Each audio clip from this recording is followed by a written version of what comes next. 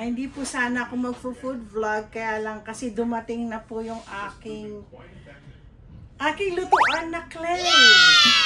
Gusto ko sana gawing ano ito eh, dito ko luluto yung pinaputok, kaya lang na-chop-chop pala yung aking aking isda. Tapos namitas ako sa garden. So ito iluluto ko, siguro lalagyan ko ng gata. At tama-tama meron po akong banana leaves. Papakita ko sa inyo. So ito po yung isda na nabili namin sa Seafood City. Eh malinis na po siya, so kailangan ko na po iluto kasi matagal na naka-defrost. Tama-tama meron po akong banana leaves, yan ang gagamitin ko po. Iinitin ko. Kaya ko iniinit ko to kasi para sigurado. Makati kasi pag hindi siya nainitan. Okay. So, tingnan po natin. Tapos, first time, na-excite po ako, nakabili ako ng clay na na lutuan. Yan. Alam niyo, iba kasi ang luto pag clay eh. Lagay ko na po dito yung dahon ng saging. Alam pa paano, style ko lang po to sa pagluto. First time ko kasing magluto uli with the clay. So, ilalagay ko na po yung isda ko dito. Yan, isda. Uy, ano lang pala? Tatlo lang pala ang na-slice nila. Okay. Yan. Tapos, lalagyan po natin ng kamatis.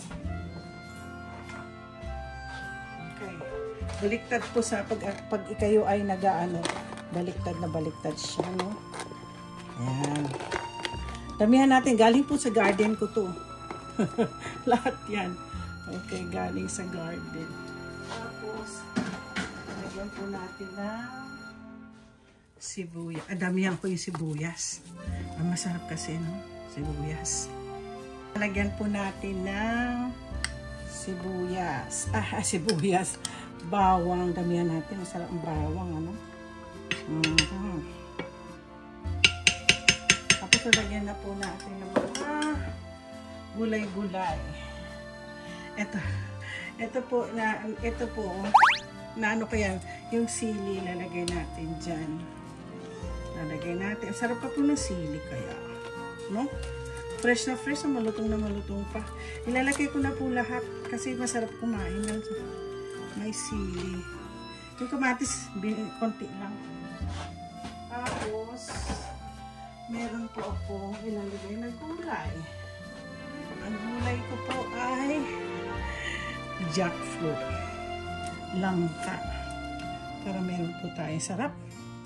Tapos, ito na po. Lagyan natin ng konting ano na nga yan? Asin. Asin. Okay. Tapos, lagyan natin ng pepper. Asan na yung pepper po? Sandali lang po. Lagyan po natin ng natin alam ko ang mangyayari, no? ito po ang lunch ko ngayon. Ng last, ito yung aking pansabaw. Lalagyan po natin ng gata. Tingnan. Very no? Lagyan natin po ng sabaw. Yeah. Tapos, lalagyan natin konti lang, ha?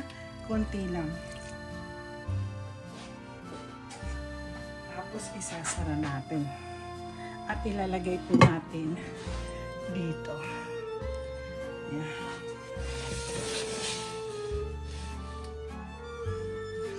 Yan. Niluluto natin dyan. Ito na itsura niyan. Ititingnan natin mamaya. Okay guys, after habang tayo naghihintay sa niluluto kong isda, may gagawin po akong yung gaya na kay El, ginawa yung ice niya. So nakabili po ako ng mga dried edible flowers. So ilalagay po natin, meron ito yata yung yung parang yung sa Baguio, yung binibili natin na ano, oh yan. Tapos isa red, lalagyan natin siya. Lagyan natin yung ice na yon. Ang ganda. Dalawa na lang yan. Ay, ganda. Iba-ibang kulay, oh. Meron isang yellow, eh. Okay. Ayan. Yellow pa. Ay, purito ko yellow. Okay.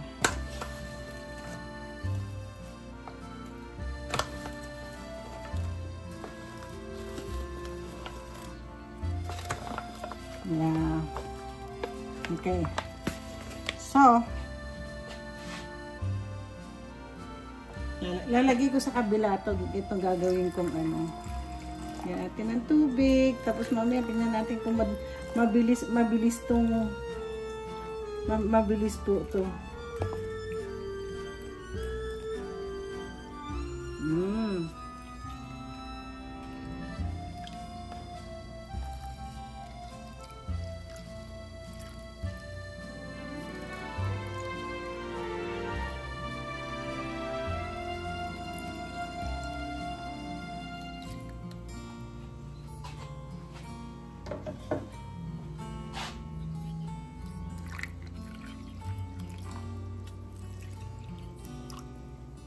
So, ayan.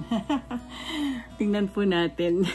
Let's go and check my clay. Kung if this is a success. Uy! Success! Nakatakot nga lang mag-ano, no? Wow! Kailan magpaturog? Oh. Sige. Let me check. Let's check natin. Mukhang luto na isda. Kanina pa yan, eh. Buka na natin. At, tingnan nyo naman. Para akong may bahay kubo. Kukuha na lang po ako ng ano. Kasi kakain daw po kami sa labas, sabi ni ano, ni Mister. Oh.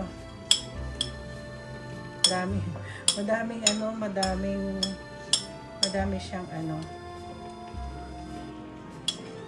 Tinik. Tanggalin muna natin ang tinik at ay luto na siya. Na natin.